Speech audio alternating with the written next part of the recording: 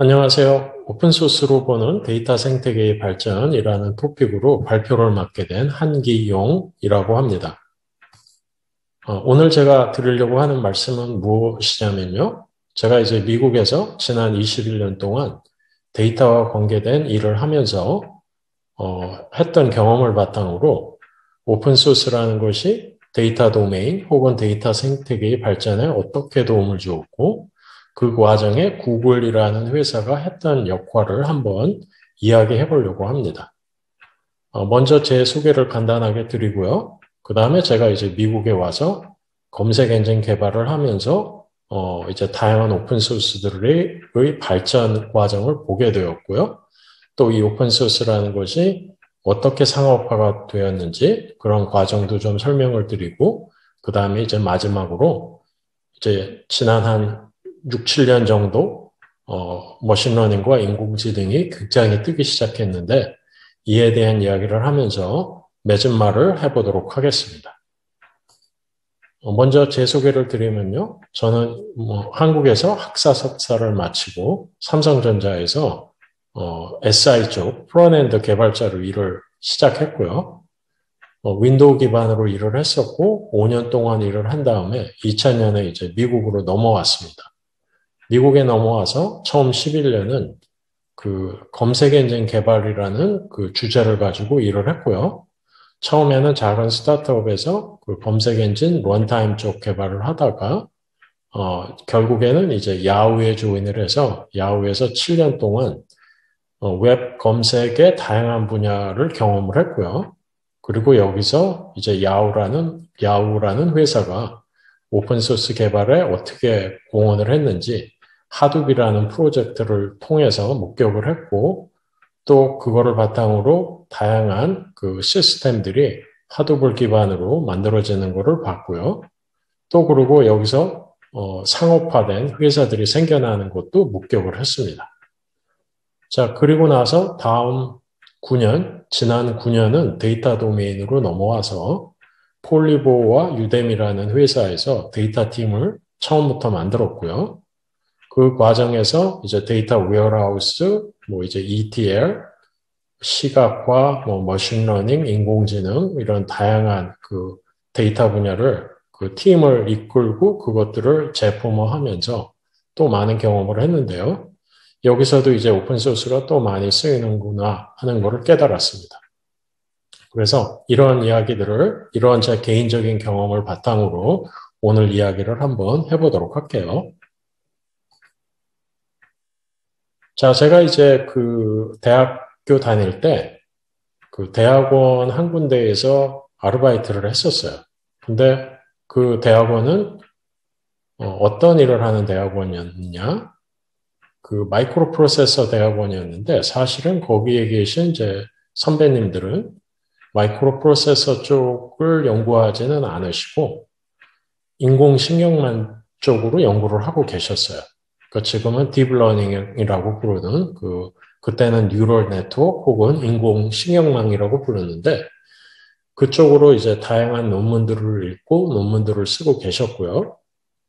저는 이제 거기서 원래 다른 일을 하고 있었지만 선배님들하고 친해지다 보니까 그 선배님들이 읽는 논문도 같이 읽어보고 또 선배님들이 뭔가 프로그래밍을 할 때 도움이 필요하면은 저도 이제 같이 프로그래밍을 하고 그러면서 이제 어깨 너머로 인공식격망이라는 것이 무엇인지 배웠죠. 그러면서 이제 작은 프로젝트도 해보고 했는데요. 그걸 하면서 느꼈던 점이 뭐였냐면은, 인공식격망의 아이디어 자체는 좋지만 컴퓨팅 파워가 너무나도 부족하구나.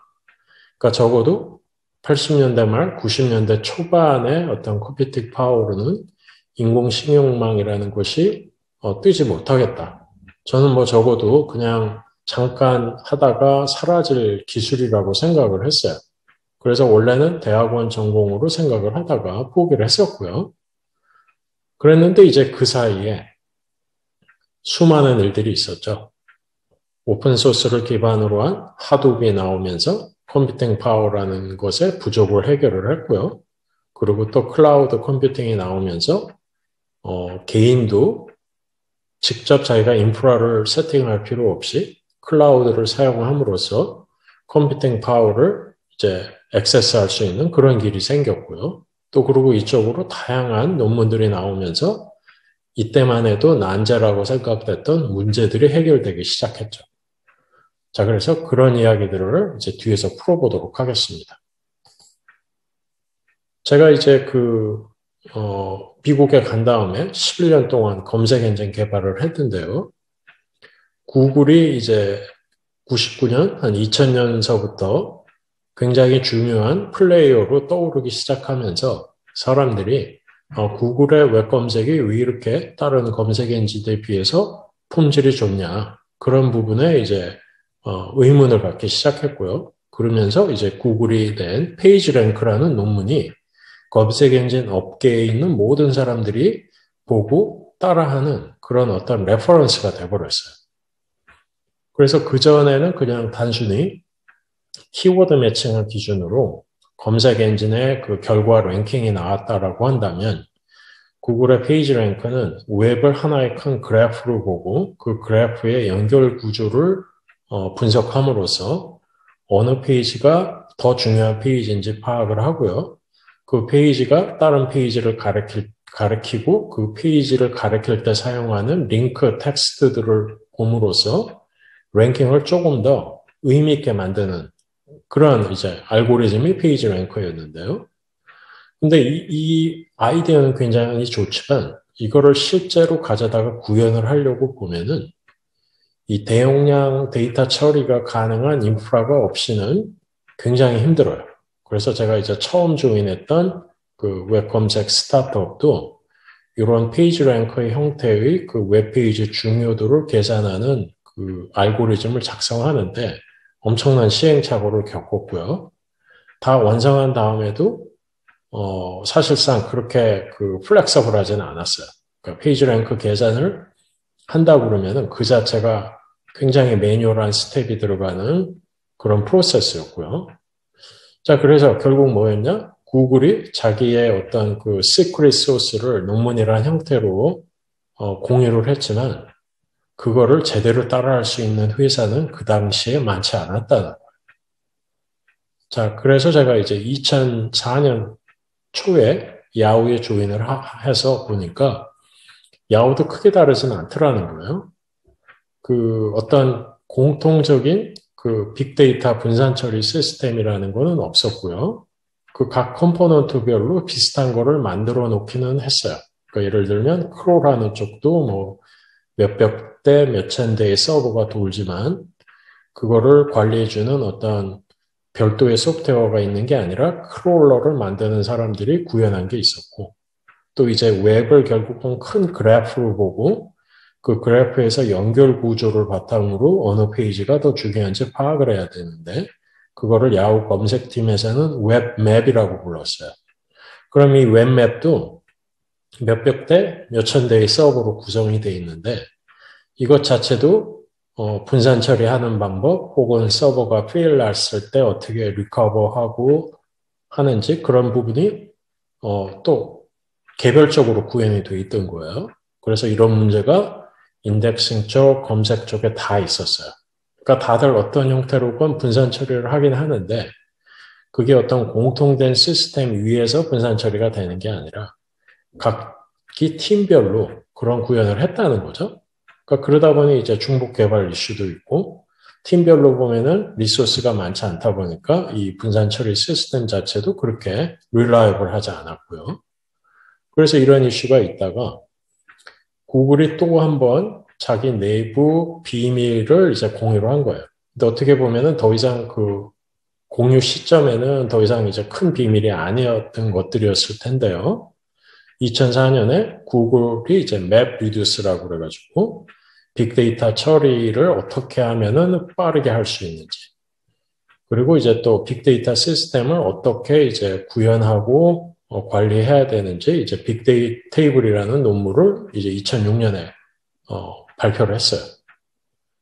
그러니까 어떻게 보면은 구글 관점에서는 이미 한물간 기술들일지 모르지만 구글 밖에 있는 사람들이 볼 때는 이 엄청나게 놀라운 그런 발견이었죠.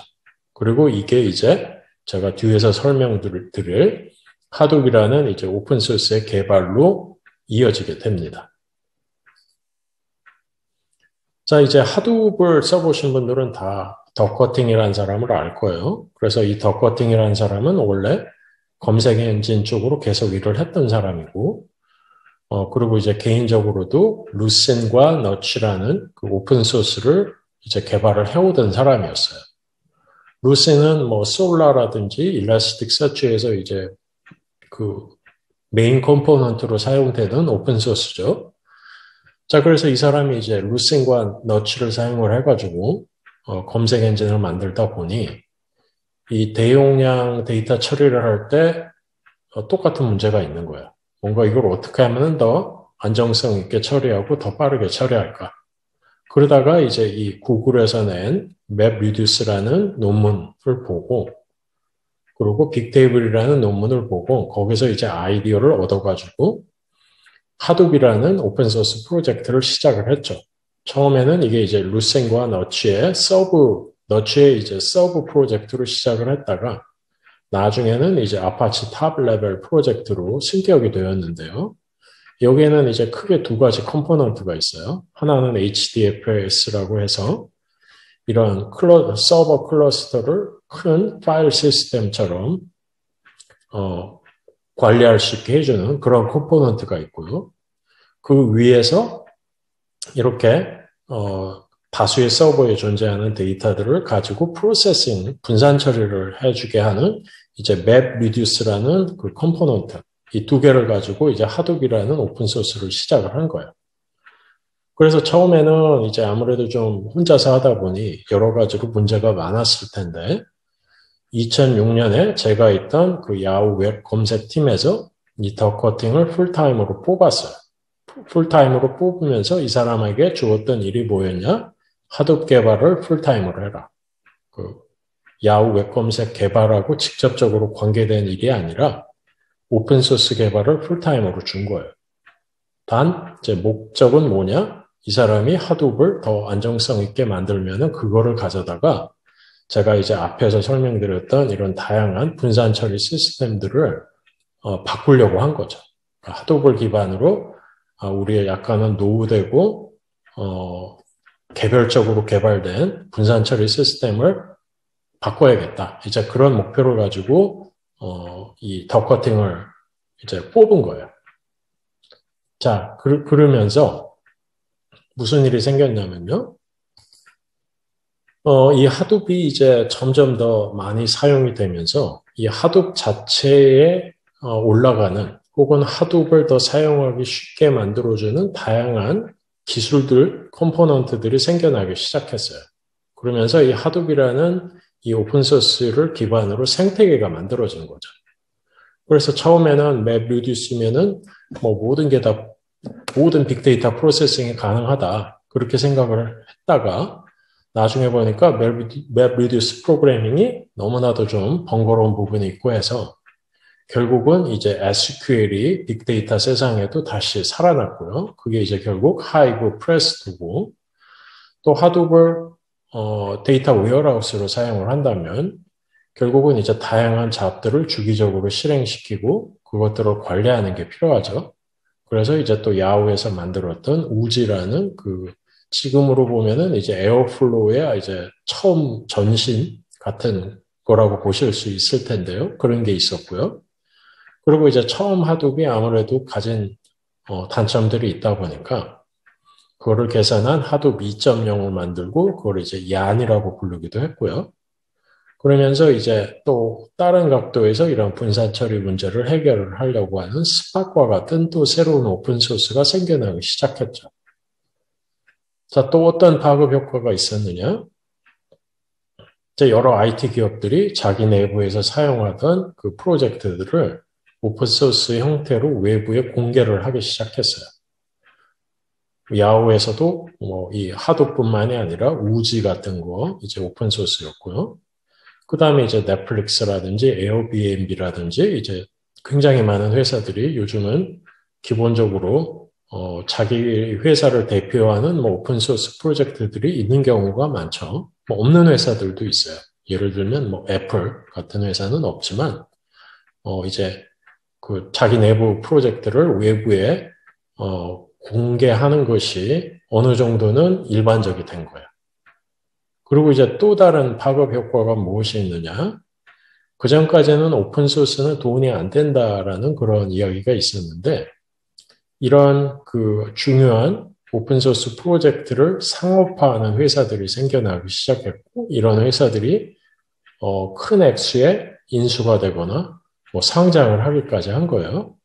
그래서 이 덕커팅 같은 경우도 이제 야후를 다니다가 나중에 이제 클라우데라라는 이 하둡과 하둡 그 생태계의 소프트웨어를 기반으로 그 사스 형태가 아니라 엔터프라이즈 형태로 소프트웨어를 파는 회사에 조인을 했죠. 그리고 이 회사가 이제 결국은 상장을 했고요.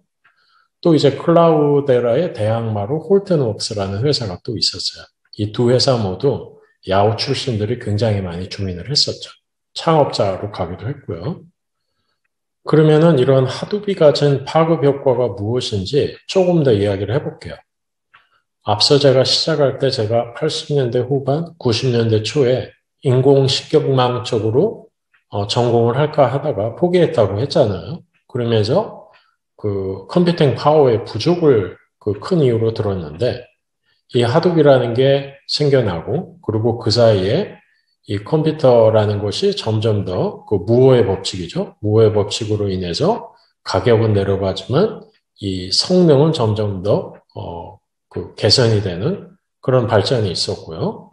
그 위에 이런 하둡과 같은 오픈소스가 생겨남으로써 싸진 그런 그 하드웨어를 이용을 해서 큰 데이터를 하는 것이 가능해진 거예요.